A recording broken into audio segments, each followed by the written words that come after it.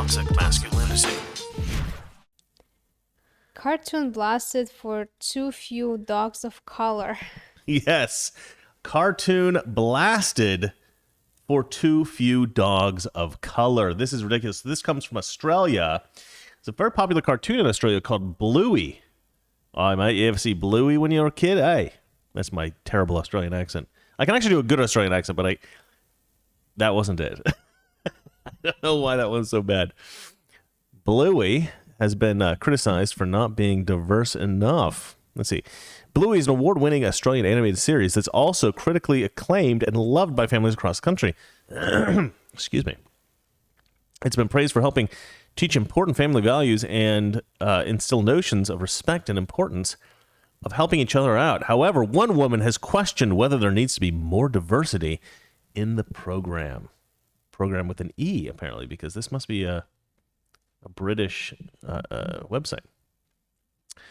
ABC journalist, ABC being Australian Broadcasting Company, journalist Beverly Wang, she's the one complaining about this. She says she hopes the producers of the legendary series will inject new characters into upcoming episodes that showcase the rest of the Australian population.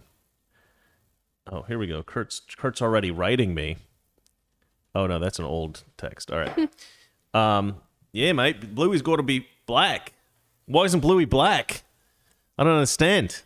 He's got an Australian accent. He must not be, he must be white. Yeah, I don't know how you can tell what color these damn dogs are. They're multicolored, you stupid woman. They're multicolored. They're not white. What are they, culturally white? That's a problem? There's a black dog, no? Yeah, that's a black dog right there, you idiot. Oh, maybe it's accent. Yeah, because it's not going around going, yo, bitch, what the F?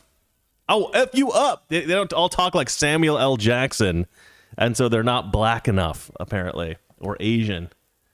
They're not going around going, oh, please don't hurt me. Evil Trump supporter in MAGA hat. I'm so scared of you. Because, the white supremacists in America were the ones, hurting all the poor Asians. I do the Asian accent because my best friend in the comments section there, Kurt Franklin, he is in fact half Japanese, so that's for his benefit. Let's see here. So so there's this Asian woman, I guess. She must be Asian. Her name's Wang, right? That's Asian. That's Chinese, yeah. Anyway, she thinks there needs to be more diversity in the dogs. It's oh my God. And this actually got me thinking about black characters generally and characters of color. And I asked Valeria before the show, I was like, what characters did you grow up with or did you know of when you were younger or even today that you love that are black? And what did you say? You said Blade. And what was the other thing? What was that movie that you like from France? French movie? Untouchable. 1+1. Oh, what's it called? There's like two names on that. I think it's like more like Untouchable, I think it's called. Untouchable. The Untouchables. The Untouchables. No. And that's about the handicapped guy, right? Yeah. She's looking it up. But there's this movie. They actually remade it for America. They made it as an American film with Kevin Hart and the dude from Breaking Bad, whose name I can't remember for some reason. And it was good. The American version was good, but the French version is flipping amazing. Valeria introduced me to this film. Mm-hmm. The Untouchables. Basically, it's a story about, and it's a true story about a French guy who becomes paralyzed from the neck down.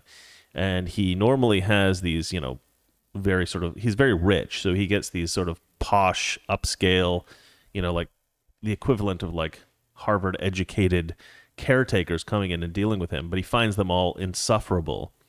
So this like black guy from the hood, I guess he's got like he's there for something else. Like he's not supposed. He was on unemployment and he had to like try to find a job to continue his unemployment, and he just went to this guy so he can like not accept him, so he can say that he tried to find a job he didn't find, so you will pay me like. That's right, yeah. So he ends up getting the job, even though he's like from the hood and he's not like any of the other applicants, because the guy just thinks he's funny. I think that's the main reason.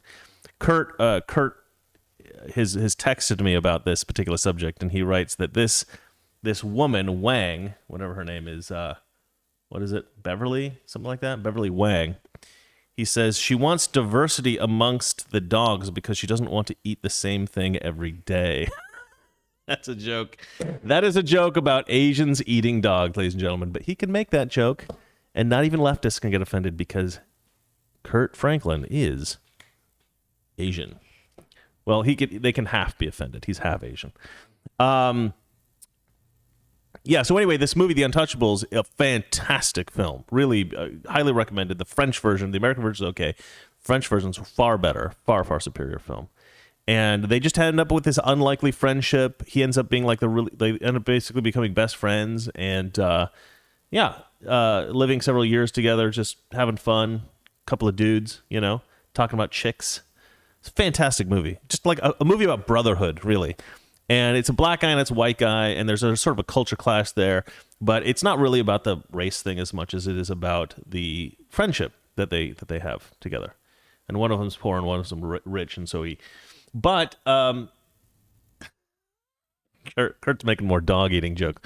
But the point, the funny thing about that film is the original, the guy in real life that the story is based on was white. He actually just cast a black guy for diversity.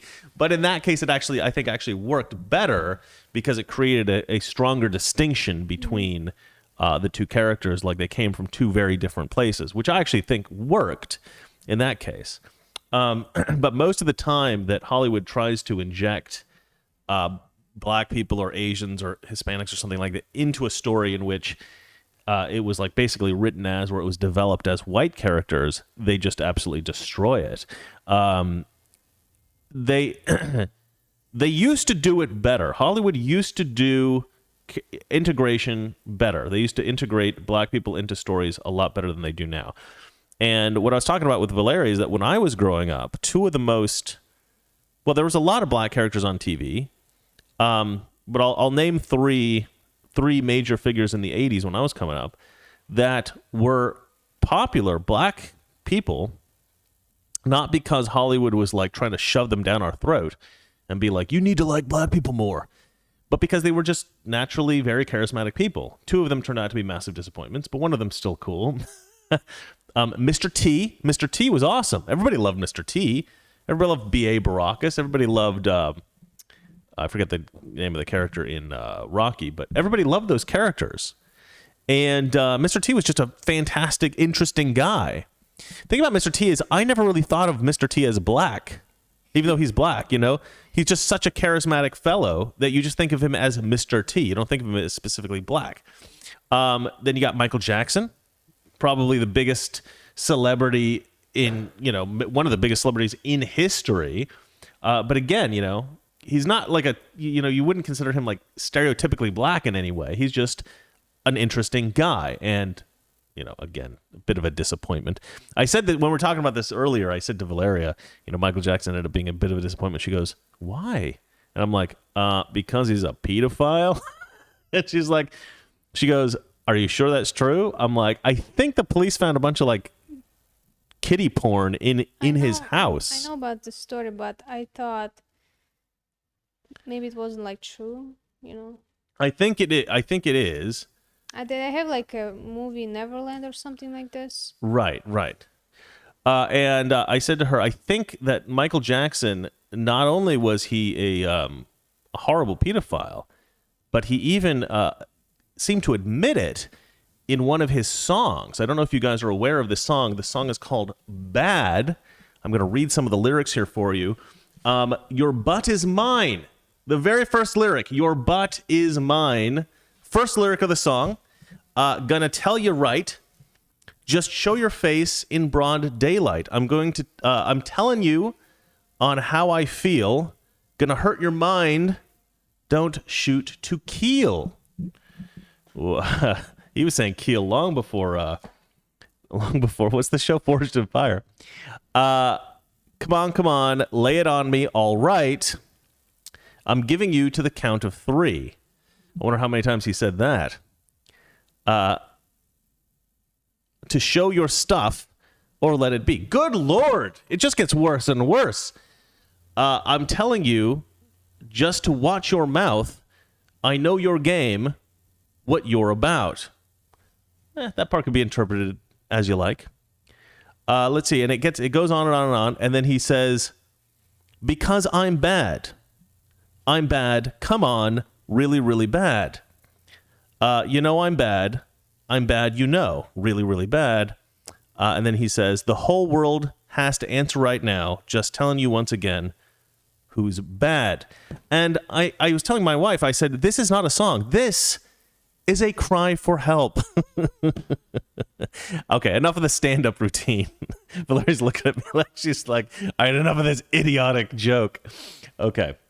But then another character from the 80s who was also, or I guess figure from the 80s, who was also immensely popular was Bill Cosby. Again, just because he was a charismatic guy, and again, quite a disappointment. But the thing about all these guys, and the reason they were successful in white culture, right, is that they were just charismatic people, and they gained their success, they gained their fame organically.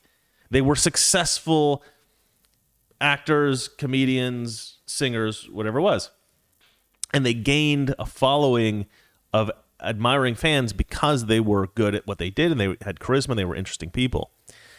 This whole idea of being like, oh, we've got an already successful franchise, let's just take out some of the white people and inject black people in there instead. It's not going to work. It's not going to work in the same way. You're never going to get another Mr. T because you decided that, oh, Bluey doesn't have enough black dogs in it. Let's take out some of the white dogs, put some black dogs in it.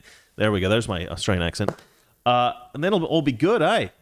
No, that's not going to work. You're not going to have another Mr. T or other successful, look at like Samuel L. Jackson.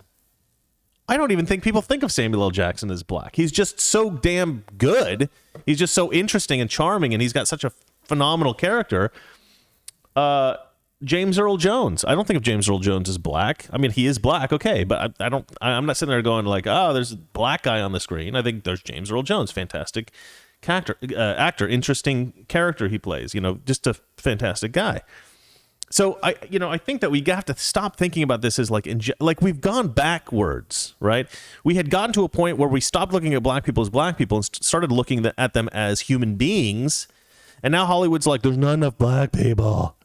You got to push black people into everything. Or in this case, Wang probably wants some Asians thrown in there, some Asian Bluey dogs. It's like, come on, lady, like just let that show be. Here's my answer to what her dilemma is about there's not enough black characters in Bluey. Make your own children's cartoon. You're a successful writer. You work for ABC, Australian Broadcasting Company, massive news agency. You must be good at writing. Write your own cartoon. You probably have the connections to do it. Write Asian Bluey. Write a bunch of Asian dogs, and the life of the Asian dogs, right? And the Asian dog family. Trying to see if Kurt has any more hilarious jokes. He writes, I don't always eat dogs, but when I do, I'm not going to read that joke. That's too bad. That's too bad. I'm not reading it. Okay. Let's see here. Let me just read the end of this real quick. It's not a long article. She says, she criticized the show on ABC's Everyday Life website, saying, my question is this. Can Bluey be more representative? And yes, I'm aware that Bluey's border collie pal Mackenzie is from New Zealand. She's saying that sarcastically as if there's diversity because one of the characters was from New Zealand. Gosh, she's annoying. Okay. As a parent of color, she says, I'm always conscious of the presence or absence of diverse representation in kids' pop culture, what it means for children, and the conversations we have around that. I sincerely believe you don't have to be other to think about this too. You know what this indicates to me? Anytime a woke leftist criticizes a children's show, I'm like, that's a show your kids should be watching. Like, if you're a parent, I would check out a few episodes of this just to make sure it's not, just woke garbage that's just not woke enough for her. But just make sure it's a good, wholesome show. And then you have if it is, then you got a good, wholesome show to show your kids. And it's from Australia. And so that's kind of fun, right?